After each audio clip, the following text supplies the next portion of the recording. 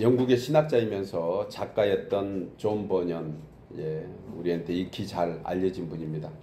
17세기에 1678년에 쓴 기독교 소설, 송도로 가면 한 번 정도 제목이라도 충분히 들어본 적이 있는 그러한 책입니다. 철로역정. 이 책은 1편과 2편으로 나누어져 있습니다. 그래서 두 권의 책을 썼는데 17세기니까 상당히 영국에서는 혼란한 때, 그런 핍박이 있을 때 이런 소설을 썼다는 것이 조금 더 귀감이 됩니다.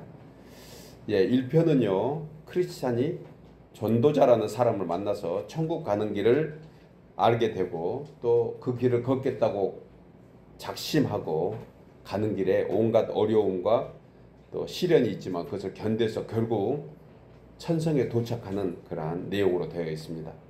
그리고 2편은 크리스찬의 아내인 크리스티나, 1편에서는 굉장히 핍박을 합니다. 남편을 엉뚱한 사람이라고. 그렇게 핍박하던 그가 변화되어서 자신의 네 아들과 함께 자비라는 처녀와 동행해서 천국으로 가는 그런 여정을 말해주는 것이 바로 철로 역정의 1편과 2편, 1권과 2권의 내용입니다. 이 소설의 주인공 크리스찬, 그는 멸망의 도시의 출신입니다. 그리고 그 청년은 아이들이 있으니까 청년이라 할 수는 없죠. 어떤 책 하나를 발견하는데 그 책을 발견하면서부터 그는 오히려 인생이 더 힘들고 어려운 역경에 처해진 것을 보게 됩니다. 그 책을 읽으면 읽을수록 자신이 그전에는 등에 짐이 있었는데 그 짐의 무게를 그 책을 보면 볼수록 더 무거워지는 것을 이 크리스찬이 알게 됩니다. 그래서 그가 이 짐을 내려놔야 되겠다는 그러한 소원에서 그는 길을 시작했는데 가장 먼저 만난 사람이 바로 전도자라는 사람입니다. 전도자는 이 주인공 크리스찬과 함께 더불어서 1편의 주요 인물이고 또 제 짐을 진 채 괴로워하는 크리스찬에게 나타나서 두루마리를 이렇게 줍니다. 그러면서 좁은 길을 따라 천성으로 가는 것을 다시 한번 권유하는 것을 보게 됩니다. 그리고 크리스찬이 천성의 그 여정을 향해 갈 때 많은 사람들이 등장합니다. 여러분들이라고 생각하면 될 것 같아요. 우리 각자, 우리가 바로 그 모습이 아닌가. 역시 이 철로역정이 우리에게 큰 기감이 되고 또 교훈이 되는 것은 바로 우리에게 하기 때문에 그런 것입니다. 이 크리스찬도 구원을 받고 천성을 향해서 가는데 상당히 많은 그러한 일들, 사건 만나게 되는데 특별히 사람들을 많이 만나게 됩니다. 그들 만난 사람 중에서 간간히 나타나서 크리스찬을 도와주는 조력자들도 많이 있습니다. 그리고 샛길로 빠져서 율법의 언덕을 오르고 가다가 죽을 뻔한 크리스찬을 구해주는 그러한 사람도 나타납니다. 또 사망의 골짜기를 빠져나온 크리스찬과 믿음에게 나타나서 곧 있어야 될 그러한 어떤 여정도 미리 알려줍니다. 그 허용의 시장이라고 그러는데요. 거기서 죽을 것 같은 사형선고 그 교수형을 당해야 되는 그러한 지경에 이르기도 합니다.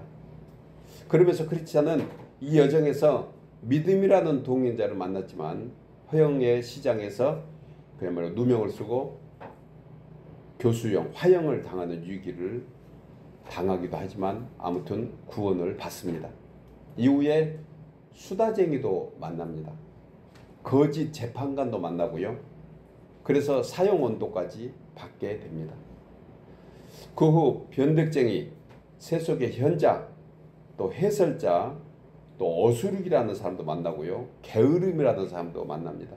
그리고 거만을 만나서 온갖 속임수와 거짓 술수, 절망과 의심, 또 속이는 자, 그 다음에 무신론자 교수도 만나게 되는데 이런 사람을 만날 때마다 그야말로 끊임없는 유혹에 빠져서 큰 고생합니다. 또 이 책에서 등장한 지역과 장소들이 여러 나옵니다. 멸망의 도시, 절망의 수렁, 빛나는 문, 해설자의 집, 십자가와 빈 무덤, 또 험한 길, 아름다운 궁정도 만나고요. 또 겸손의 골짜기를 지나기도 하고 허영의 시장을 만나서 아까 말씀드린 것처럼 화영의 교수형도 당할 뻔하고 또 대마의 은광이라는 곳도 만나고요. 샛길 초원, 절망의 성, 기쁨의 산, 요술에 걸린 땅, 순례자의 쉼터인 뿔라, 그리고 순례자의 최종 목적지인 천성에 이르게 됩니다. 여러분은 누구를 언제 어디서 만난 기억이 나십니까? 예.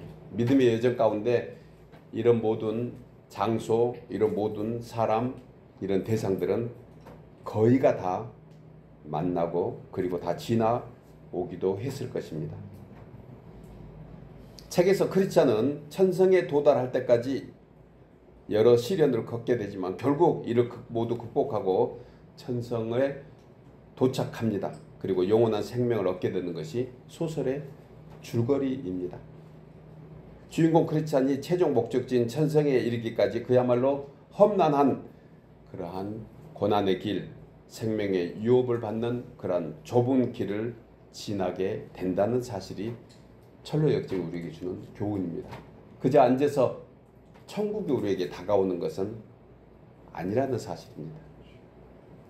예수 믿는다고 한 번 말한다고 해서 또 한 번 무슨 신비한 체험을 한다고 해서 천성이 우리 앞에 가까이 온 것은 아닙니다. 우리가 그것을 끊임없이 찾아가는데 이런 어려움과 역경이 우리를 기다리고 있다는 것입니다. 그래서 존 버년의 철로 역정은 사실 하나님의 자녀된 우리가 그 언젠가, 아니 이미 우리의 순례의 여정을 시작한 우리의 여정에서 이와 같은 일들이 분명히 일어나고 있어야 합니다. 아멘을 집에 놓고 오셨군요. 예. 일어나야지 마땅히 우리가 철로 역정, 아니 성도가 가는 길에 있어야 될 그런 과정을 겪게 된다는 것입니다. 그리고 그 길은 참으로 좁습니다. 그 문은 참으로 좁습니다. 그 길은 참으로 험난한 여정이 되어야 합니다. 여러분, 오늘 저는 성도들 우리가 반드시 지나가야 될 곳, 그 두 곳을 소개하려고 합니다. 그 두 곳이 어디입니까? 좁은 문과 좁은 길입니다. 저는 본문을 통해서 좁은 문과 좁은 길을 지날 때 우리에게 어떤 하나님의 은혜가 있는지, 그리고 우리에게는 어떤 결단이 필요한지 함께 생각하면서 세 가지로 은혜를 나누려고 합니다. 첫째로, 좁은 문, 좁은 길은 주의 구원을 받는 길입니다. 우리 나누어 읽겠습니다. 좁은 문, 좁은 길은 주의 구원을 받는 길입니다. 본문 13절이 말씀합니다. 좁은 문으로 들어가라. 멸망으로 인도하는 문은 크고 그 길이 넓어 그리로 들어가는 자가 많다는 것입니다. 성경에서 사람이 구원을 받는다는 것은 어떤 것이고 어떤 의미일까요? 우리는 구원받는 것에 대해서 아주 귀에 익숙합니다. 그러나 구체적으로 구원이 무엇이냐고 물어보면 선뜻 대답하는 사람이 그렇게 많지 않다는 생각도 함께 해볼 수 있습니다. 여러분들에게 그 질문을 받으면 구원이 무엇이라고 얘기하겠습니까? 구원은 오늘 본문대로 얘기하면 많은 사람이 받는 것은 아니라는 사실입니다. 구원의 길이 넓은 것도 아니라고 말씀합니다. 어떤 부류의 사람들은 이렇게 얘기합니다. 구원의 길은 많다. 예, 여기도 구원이 있고 저기도 구원이 있다고 얘기합니다. 이런 대상들을 신학적으로 다신론자라고 얘기합니다. 범신론자라고 합니다. 특별히 우상을 숭배하는 그 나라에서는 이게 뚜렷이 드러납니다. 비근한 예로 일본 같은 경우에 제가 그 전에 읽었던 자료에서는 일본이 다신론주의자들이 많습니다. 그러니까 다신론 국가입니다. 신이 많다는 거예요. 범신론. 신이 몇 명 된다고 들으셨습니까? 여러분들은? 제가 그 전에 들은 자료는 한 20만 명이래. 20만 된다, 신. 그러니까 여기도 신, 저기도 신. 예, 우리가 신고 다니는 신도 신이다. 그리고 머리에 쓰고 다니는 갓독 하나님이다. 예, 전부 다 그렇게 얘기합니다. 그런데요, 최근에 어떤 사람이 발표한 것을 제가 잠깐 들었는데, 신이 한 2억 된대요. 믿기 어렵지만 그렇게 표현을 하더라고요. 여러분, 여기도 구원이 있고 저기도 구원이 있다는 그렇게 말하는 사람들에게 우리는 결코 현혹되어서는 안 됩니다. 일컬어서 거짓 선지자라고 얘기합니다. 그래도 선지자는 조금 정통이 있다는 표현으로 조금은 낮게 들립니다. 그런데 그들은 바로 우리가 흔히 얘기하는 이단이고 그리고 사이비가 많습니다. 어떤 사람은 내 주먹을 믿으래요. 보이지 않는 하나님 믿는 이 주먹을 믿으래요. 그 범신론, 다신론에 하나 들어가는 것입니다. 그래서 가장 오늘날 인류의 가장 대적이 되는 이단은 어떤 신일까? 제가 생각해 봤습니다. 대표적으로 수억된다고 하지만 어떤 신일까요? 예, 한마디로 얘기하면 자신입니다. 자신이라고 생각해요. 죄인된 인간 그 자신, 그는 수없는 거짓 신들을 만들어내고 그것이 구원이 있다고 생각하기도 합니다.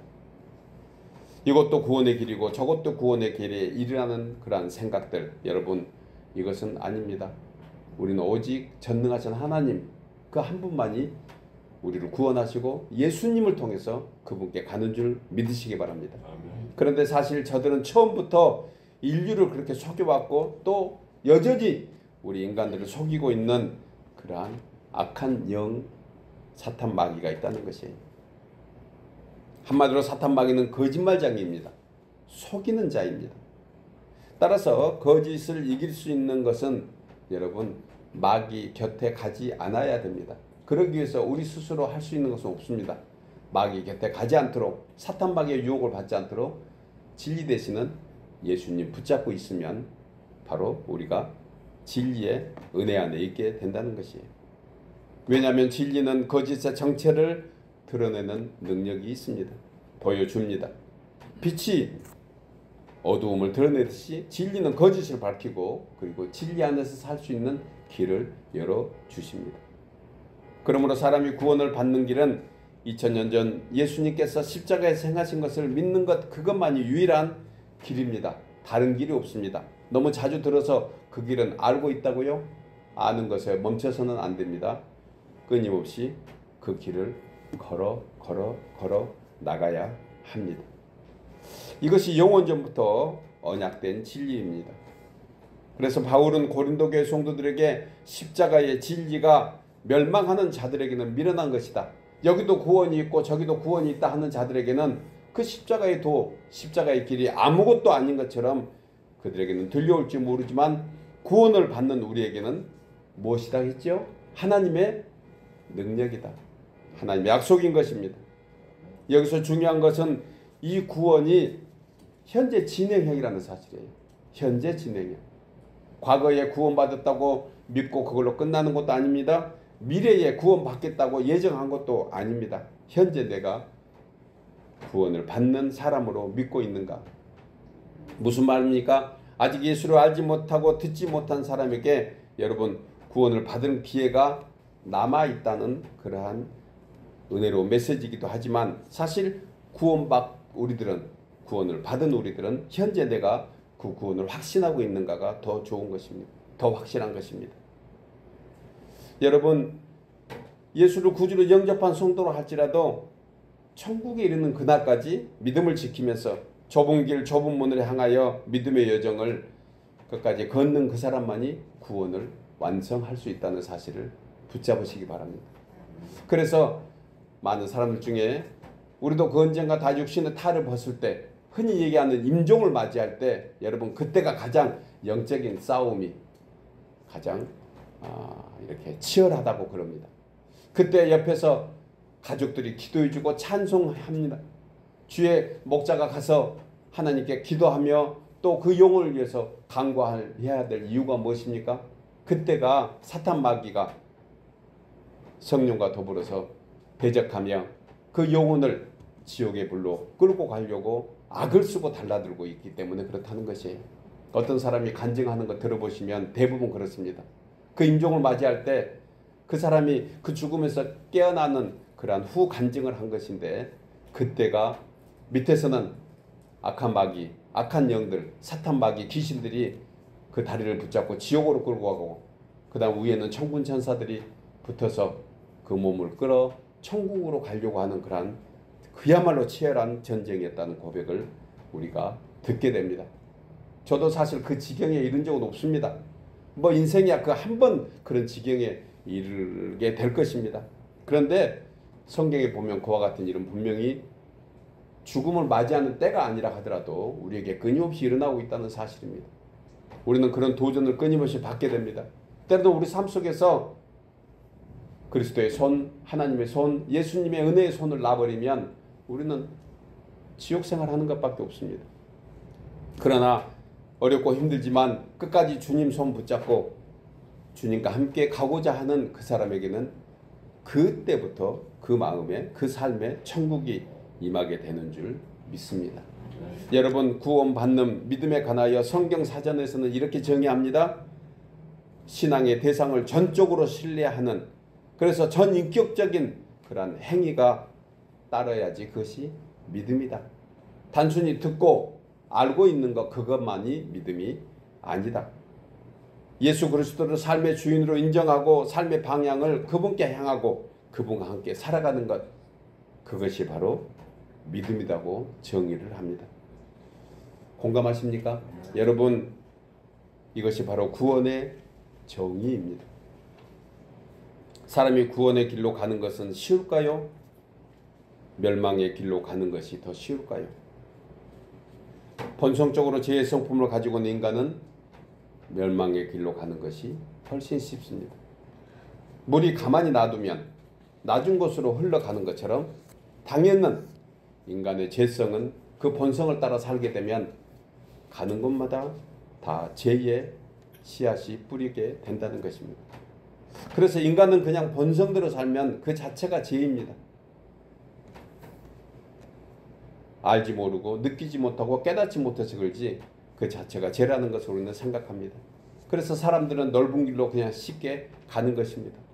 물 흐르듯 사는 것, 여러분, 어떤 사람은 그렇게 얘기합니다. 그러나 어떤 의미에서는 우리 성도들은 물 흐르듯이 살면은 안 됩니다.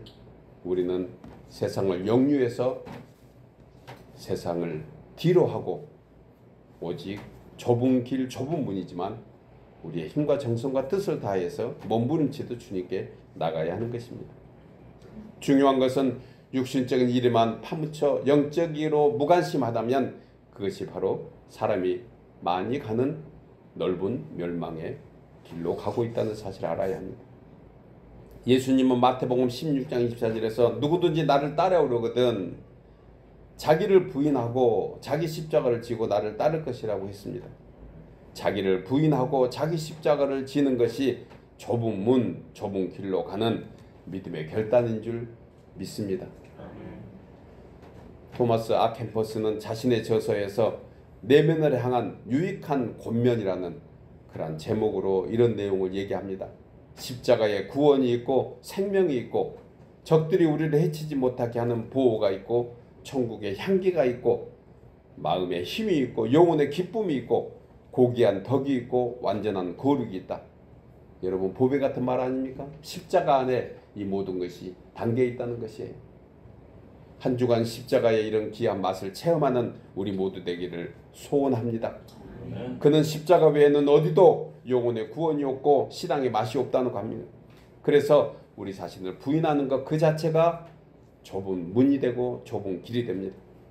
여러분, 예수님과 함께 죽으면 또한 그와 함께 살 것입니다. 그리고 주님과 함께 고난을 당하면 주님과 또한 함께 영광에 참여하게 될 것입니다. 지금 당장은 힘들고 어렵다 하더라도 우리는 결코 좁은 길, 좁은 문 가기를 두려워해서는 안 됩니다. 많은 사람이 가는 길, 그 길로 가서는 안 되는 것입니다. 사랑하는 여러분, 믿는 우리에게는 그 누구도 대신 져줄 수 없는 자신만에게 주어진 십자가가 있습니다. 여러분들에게 어떤 십자가가 있습니까? 다시 한번 그 십자가의 무게에 여러분 짓눌리지 말고 그 십자가를 감사함으로 구원의 방편으로 생각하고 그 십자가를 지고 좁은 문, 좁은 길로 걸어가는 우리 모두 되기를 주의 이름으로 축복합니다. 아멘. 두 번째로 좁은 문, 좁은 길은 주의 생명을 얻는 길입니다. 나누어 읽겠습니다. 좁은 문, 좁은 길은 주의 생명을 얻는 길입니다. 본문 14절에 생명으로 인도하는 문은 좁고 길이 협착하여 찾는 자가 적음이라고 했습니다. 원래 인간이 하나님으로부터 지음받았을 때는 이 두 가지를 모두 소유하고 있었습니다.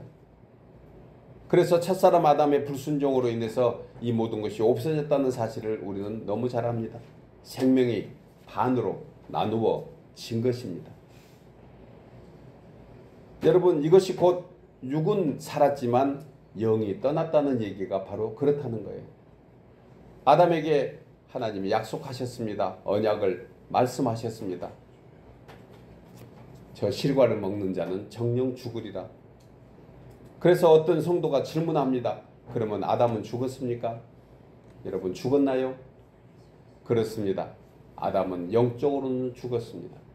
육신적으로 살았지만 이것을 깨닫는 사람이 어느 날 간증을 저한테 해옵니다. 이것을 알고 나니까 옆에 자고 있는 자기의 신랑이 예수를 믿지 않는데 갑자기 그가 죽은 사람이 자는 것처럼 보이더래요. 여러분, 예수 믿지 않으면은 반쪽 인생입니다. 육신만 사는 것이에요. 그 저와 여러분은 얼마나 감사합니까? 예수님을 구주로 영접하는 그 순간 이랬던 한 생명이 찾아옵니다. 이것을 전인적인 인간이라고 신학교는 우리에게 말씀해주고 가르쳐줬습니다. 저는 그렇게 공감하고 또한 마음에 새겨두고 있습니다. 여러분, 하나님의 언약은 육신으로 사는 자에게 이루어지는 것이 아니고 영적으로 사는 자에게 완성되는 것입니다. 그래서 사람이 생명이 있다는 것은 이 두 가지가 다 온전해야 하는 것입니다. 하나는 육신이 살아있어야 생명이 있는 것 아닙니까?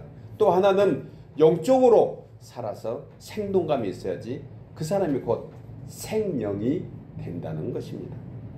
여러분, 이 두 가지가 우리 모두에게 있는 것 진짜 감사하시기 바랍니다. 진짜 살아있는 생명체, 진짜 살아서 움직이는, 그래서 하나님이 보시기에 살아있네? 그리고 하나님 말씀하실 때 응답하고 대답하고 나누어서 같이 먹고 나눌 수 있는 사람은 이 생명을 가진 사람들입니다. 저와 여러분이 이와 같은 사람이 된 것에 대해서 감사하시기 바랍니다. 우리는 모두 생명 얻는 길 안에 있습니다. 그 사람은 또한 좁은 문, 좁은 길로 가는 사람이라는 것입니다. 그런데 본절에서 이런 사람이 적다고 했습니다. 창세기에 나오는 노아의 방주, 여러분 120년 동안 그렇게 긴 세월 동안 지어졌습니다. 그만큼 하나님께서 오래 참으셨다는 뜻입니다. 그런데 결국 홍수를 맞이하고 그 수억의 인류가 죽어갈 때 구원받은 사람은 몇 명이었습니까? 새 생명 얻은 자는 8명에 불과했습니다. 소름 끼치지 않습니까? 그 당시에 인류가 몇 명 되었을 것 같아요? 역사학자들은 지금 인류를 대충 지금 현재 생존한 인류가 70억이라고 보고 있다면 훨씬 더 많다고 보는데 어떤 자료에 하면 그보다 배도 된대요. 100억이 넘었을 거라고 해요. 100억이. 그 전에 인류가 말이에요. 그러니까 노아 홍수 이전의 인류가 지금 인류보다 훨씬 더 많았다고 그렇게 보는 학자들도 있습니다. 어찌됐든 그 많은 사람들이 120년 동안 노아가 하는 그러한 일들을 봤을 것입니다. 궁금했을 것입니다. 아니, 물이 바다에서 있는 거지 강에 있는 거지 저 멍청한 사람들은 저렇게 높은 곳에 그 산 꼭대기에 무슨 배를 져가지고 하겠다는 거야. 그리고 홍수는 무슨 홍수야. 그들은 생전에 비도 보지 못했습니다. 그 당시에는 너무 자연이 깨끗해서 이슬만 가지고도 강을 적시고 바다를 충만하게 하는 그러한 때였습니다. 120년 동안 주님이 그것을 보여주면서 기다리셨습니다. 그런데 그 수십만, 수억의 인류는 온갖이었고 구원받은 사람은 8명에 불과했다는 거예요. 멸망의 도성 소돔과 고모라에서 생명을 얻은 사람은 여러분 몇 명입니까? 4명밖에 안 됩니다. 그런데 롯의 아내는 하나님이 하지 말라는 짓을 하다가 뒤를 돌아보고 소금 기둥이 되었으니 결국 그 소돔과 고모라 성에 수십만 중에서 구원받은 사람은 겨우 몇 명이다? 3밖에 안 됩니다. 출애굽한 백성들 생각해 보십시오. 장정만 60만이었습니다. 약속의 땅 가나안에 들어가지고 광야를 지나서 생명길로 인도해 주셨습니다. 그 가나안에 들어간 사람은 몇 명이었습니까? 여호수아와 갈렙 두 사람 뿐이었습니다. 사사시대의 이스라엘 백성들은 왜 실패했는가에 대한 교훈을 우리에게 말씀해 줍니다. 자기 소견에 옳은 대로 살다가 멸망한 것입니다. 사사기 21장 25절의 사사기의 마지막 메시지입니다. 우리 가슴을 먹먹하게 하는 것입니다. 여러분, 자기 소견대로 사는 사람은 멸망합니다. 우리는 누구의 소견대로 살아야 될까요? 하나님의 소견대로 살아야 됩니다. 하나님의 뜻대로 살아야 됩니다. 그렇게 살기가 쉽지 않습니다. 노아 홍수에 그 수십억의 인구 중에 8명만 구원받은 것처럼, 소돔과 고모라 성의 수십만의 인류 중에서 3명만 구원받은 것처럼, 여러분, 우리는 말씀을 듣고 있지만 얼마나 좁은 길, 내 소견 버리고 하나님의 소견대로 좁은 문으로 들어가려고 하는지 우리 각자가 다시 한번 생각해 봐야 합니다. 사사기는 하나님이 없는 인생의 마지막을 말해주는 그러한 성경인 것입니다. 여러분, 우리가 예배를 시작하고 찬송을 부르며 하나님을 경배하는 이유가 무엇입니까? 우리는 찬송하면서 오늘도 하나님께 영광 돌리며 고백했습니다. 예수 우리 왕이여, 내 마음에 나의 삶에 오셔서 주인 되어 주옵소서. 그렇게 찬송하고 고백하고 교회 문 나가는 순간 예수 왕은 안 계시고 내가 왕이 되고 우리 자식이 왕이 되고 나의 목적이 왕이 되고 나의 일터가 왕이 되면 여러분, 그 고백이 무슨 의미가 있겠습니까? 우리는 예수님만이 나의 왕이라고 고백하며 사는 그러한 성도입니다. 아멘은 집에 두고 오셨습니까? 여러분, 하늘과 땅의 왕이십니다. 인생들의 왕이 되십니다. 그래서 그 왕 되신 주님이 계실 때 사사기의 마지막을 경고해주는 자기 소견에 오른 대로 사는 그러한 인생들이 아니고 하나님의 소견대로, 하나님의 언약대로 사는 인생이 되는 것입니다. 그런데 우리는 연약하고 미련해서 이러한 은혜를 쉽게 알지 못합니다. 그래서 우리에게는 다시 한번 고백해야 됩니다. 하나님만 붙잡고 살겠습니다. 하나님께 나가는 길을 결코 멈추지 않겠다고 고백해야 됩니다. 그 길만이 생명의 길이기 때문에 그렇습니다. 요한복음 2장 16절에 이는 세상에 있는 모든 것이 육신의 정욕, 안목의 정욕, 이생의 자랑이니 다 아버지께로 쫓아서 온 것이 아니고 세상에서 온 것이다. 우리는 잠시 혼눈 파는 순간에 세상의 것에 유혹받아서 세상대로, 세상의 것으로 살 수밖에 없는 그러한 우리의 연약함이 있다는 것이에요. 여러분, 구원의 길, 생명의 길은 애롭고 힘듭니다. 많은 사람이 쉽게 가는 길이 아니기 때문에 그렇습니다. 그러나 우리는 가야 됩니다. 애롭고 힘들더라도. 그래서 예수 믿는 성도를 저는 왕따라고 부르고 싶습니다. 여러분, 왕따 되시기를 주 이름으로 축복합니다. 왕따가 무슨 의미입니까? 예, 왕은 따로 논다. 왕은 따로 놉니다. 왕은 신하들과 같이 놀지 않습니다. 왕은 아무나 놀지 않습니다. 왕은 왕에 가치 있는 사람만 놉니다. 그래서 우리 모두가 왕따 돼야 되지 않을까, 그런 생각을 제가 유머스럽게 해보는 것입니다. 여러분, 왕따 됐다고 힘들다고 생각하지 마십시오. 혼자 혹여 어떤 사람이 이런 글을 남겼습니다. 그 전에 건강하고 그리고 부부가 같이 살아있을 때는 여러 사람이 찾아오기도 하고 만나기도 했대요. 그런데 어느 권사님이 그런 글을 남깁니다. 내 남편 죽은 후로 나에게 전화하는 사람 한 번 없더라. 씁쓸한 그러한 글을 제가 주중에 읽어보았습니다. 그런데 만약에 여러분 그 심령에 하나님이 계신다면 그와 같은 고백은 하지 않을 수도 있지 않을까 하는 생각을 잠시 말씀을 준비하면서 해보았습니다. 여러분, 우리는 따로 노는 사람입니다. 예수님과 함께 사는 사람입니다. 애롭다고 힘들다고 혼자 있다고 저렇게 불평하지 마십시오. 원망하지 마십시오. 우리는 하나님과 함께 살아가는 사람입니다. 그래서 연세가 들수록, 세월이 흐를수록 따로 노는 법을 배워야 된대. 예, 공감하시기를 바랍니다. 여러분, 따로 노는 것도 좋습니다. 왕은 따로 놀기 때문에 그렇습니다. 저는 가끔 즐겨 부르는 찬송가가 있는데 찬송가 490장입니다. 그래서 오늘 또 본문 안에 이 찬송을 준비했는데요. 3절 가사가 이렇습니다. 세상 풍조는 나날이 변하여도 나는 내 믿음 지키리니 인생 살다가 죽음이 꿈 같으나 오직 내 꿈은 참되리라. 나의 놀라운 꿈 정녕 나 믿기는 장차 큰 은혜 받을 편이 나의 놀라운 꿈 정녕 이루어져 주님 얼굴을 배우리라. 우리의 인생의 목표는 주님 얼굴 보는 것입니다. 믿으십니까? 가까운 친구 얼굴 보는 거 필요합니다. 자식들 얼굴 보는 거 필요합니다. 그러나 그보다 더 소중한 것은 매일 매 순간 아침 저녁으로 주님 얼굴 보는 것을 소원하는 우리 모두 되기를 주의 이름으로 축복합니다. 사랑하는 여러분, 오늘날 사탄 마귀는 구원받는 성도들을 세상의 헛된 부귀영화로 유혹합니다. 세상의 유혹이 우리를 눈앞에서 아른거리더라도 우리는 그것을 제쳐내야 합니다.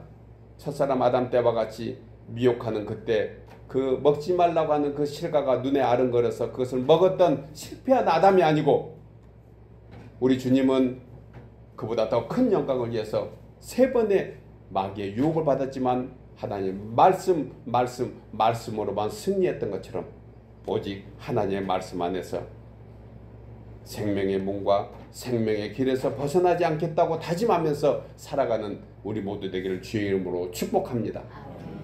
마지막 3번째로 좁은 문 좁은 길은 주의 은혜를 받는 길입니다. 우리 나누어 읽겠습니다. 주의 좁은 문 좁은 길은 누가복음 13장 24절에서 본문과 똑같은 말씀을 예수님은 이렇게 하고 계십니다. 좁은 문으로 들어가기를 힘쓰라. 내가 너희에게 이르노니 들어가기를 구하여도 못하는 자가 많으니라. 본절에서 마태와 누가는 좁은 문 좁은 길이 우리에게는 왜 은혜인가를 말씀해 주는 대목이 바로 이 말씀입니다. 예수님께서 제자들과 함께 각성을 두루 다니신 후에 복음을 전하시면서 예루살렘 쪽에 도착하셨는데 그때 어떤 사람이 이런 질문을 합니다. 주여, 구원을 받는 자가 왜 이렇게 적습니까? 이 질문을 할 때 예수님은 이렇게 대답해 주고 계십니다. 좁은 문으로 들어가기를 힘쓰라. 왜냐하면 들어가기를 구하여도 못하는 자가 많으니라 하시면서 그 문이 닫힌 후에 열어달라고 때를 써도 저들에게는 열리지 않을 것이라고 했습니다. 여러분, 이 내용만으로는 좁은 문으로 들어가는 것이 힘써 들어가야 될 수고와 노력이 필요한데 왜 은혜라고 했을까요? 그렇게 생각하는 사람들이 있습니다. 이 물음의 답은요, 누가복음 13장 29절에서 말씀합니다. 사람들이 동서남북에서부터 와서 하나님의 나라의 잔치에 참여하리라. 무슨 말입니까? 그때 질문했던 사람은 분명히 이스라엘 백성이었습니다. 저들은 선민의식이 있었습니다. 그래서 아브라함 하나님, 이삭의 하나님, 야곱의 하나님, 그들에게 속해 있으면 그냥 천국 가는 걸로 생각했습니다. 그래서 그 이스라엘 백성들이 그렇게 많이 있는데 왜 구원받는 사람은 적습니까? 왜 적다고 합니까? 이렇게 질문한 거예요. 그때 주님은 뭐라고 얘기하셨습니까? 사람이 동서남북에서부터 와서 잔치에 참여할 것이다. 이것은 현재 너희들이 있는 인류만이 아니고 다른 사람도 구원이 예정되어 있다는 그러한 뜻입니다. 반대로 얘기하면 아브라함과 이삭과 야곱의 그 자녀들만 가는 것, 그들이라고 해서 가는 것이 아니고 예수 믿는 사람이 간다는 것이에요. 하나님이 예정한 사람이 간다는 것입니다. 저와 여러분이 오늘 예배하고 있습니다. 여러분들은 무슨 공로로 이 자리에 나오셨습니까? 우리는 세울 공로가 하나도 없습니다. 예수님 공로 외에 우리는 아무것도 없습니다. 그것을 믿는 것이 저는 은혜라고 생각합니다. 여러분, 하나님을 하나님 되게 한다는 것, 이것이 얼마나 놀라운 일입니까? 아니, 흔히 얘기하는 지렁이만 또 못한 이사야 선지자가 표현한 대로 야곱보다 못한 지렁이 같은 우리들을 어떤 사람 기도할 때 벌레만 또 못하대. 제가 강단에서 여러분들에게 벌레만 또 못합니다 그러면 여러분들은 돌아버릴 거예요. 아마 열받아서 다음 주에 교회 안 나올 수도 있어요. 그런데 분명히 성경은 벌레만 또 못하다고 그렇게 고백하는 그런 선지자들을 보게 됩니다. 그것은 우리의 고백이지 않습니까? 아무것도 공로가 없다는 거예요. 우리는 뭐 세울 것이 아무것도 없습니다. 그런데 우리에게 하나님 은혜 주시니 이렇게 하나님을 하나님으로 여기고 예배할 수 있는 거 아니겠습니까? 여러분 감사하시기 바랍니다. 하나님을 하나님 되게 한다? 그야말로 온 우주 그 수억만 광경에 이르는 그 먼 곳에서 하나님 우리를 지금 보고 계신다? 이것을 믿고 있는 것, 이거 은혜 아니겠습니까? 우리가 하나님 안에 살고 있다는 사실을 고백하고 찬송하며 나는 하나님의 자녀입니다 이렇게 얘기하고 있는 이 자체가 은혜 아니겠습니까? 여러분 우리는 아무것도 공로 없습니다. 그런데 우리에게 은혜 베푸셨습니다. 그리고 오늘 또 말씀을 통해서 우리에게 좁은 문이 있으니 좁은 길이 있으니 굴로 가라. 그러면 내가 그 모퉁이에서 기다리고 있으마 그렇게 말씀하고 있는 것을 우리가 믿음으로 듣고 있는 거 아니겠습니까? 여러분 하나님께서 우리에게 좁은 문 좁은 길로 가라고 하신 말씀은 고생하라는 뜻이 아닙니다. 세 번째로 묻습니다. 아멘은 집에 두고 오셨습니까? 고생하라고 여러분들에게 묻는 거 아니에요. 고생하라고 좁은 문 좁은 길로 가라는 것 아닙니다. 하나님이 은혜 베푸심을 알고 깨닫고 누리라는 것입니다. 에레미야 선지자는 에레미야 3장 33장 3절에서 주께서 인생으로 고생하게 하시며 근심하게 하시면 본심이 아니로다. 에레미야 3장 3절에서 이렇게 말씀하고 있잖아요. 주께서 우리에게 고생하게 하시는 것은 하나님의 뜻이 아닙니다. 하나님의 본심이 아닙니다. 그렇다면 우리가 좁은 문 좁은 길로 가는 것은 하나님의 은혜를 더해받는 그러한 길이라는 사실을 믿으시기 바랍니다. 여러분 우리가 좁은 문 좁은 길은 결코 쉬운 길이 아닙니다. 그러나 지금 문이 열렸습니다. 활짝 열려 있습니다. 그래서 지금을 은혜의 때라고 얘기합니다. 우리는 모두가 그 길을 갈 수 있도록 세상이 그 넓은 길로 가서 결코 험한 길에 빠져 멸망당한 그것이 아니고 비록 지금은 좁고 힘든 길이지만 가면 갈수록 실만한 물가와 푸른 초장이 되는 줄 알고 지금 어렵고 힘들지만 그래도 믿음 가지고 하나님의 은혜를 생각하면서 좁은 길, 그 사망의 음침한 골짜기 같은 그 길로 나가시기 바랍니다. 그러면 조금 후에 시온의 대로가 활짝 열려 있는 것을 보게 될 것입니다. 이사야 선지자는 58장 11절에서 여호와가 너를 항상 인도하여 메마른 곳에서도 내 영혼을 만족하게 하며 내 뼈를 견고하게 하시리니 너는 물된 동산 같겠고 물이 끊어지지 않는 샘 같을 것이라. 말씀을 듣는 저와 여러분 모두 되시기를 주의 이름으로 축복합니다. 이사야서 58장 11절 묵상하면서 이 연휴 때 다시 한번 시온의 대로를 건넌, 그래서 비록 지금은 힘든 그러한 믿음의 여정, 좁은 길, 좁은 문 같지만 그래도 힘써서 그 길로 우리가 쉬지 않고 걸어나가는 믿음의 순례자들 모두 되시기를 주의 이름으로 축복합니다.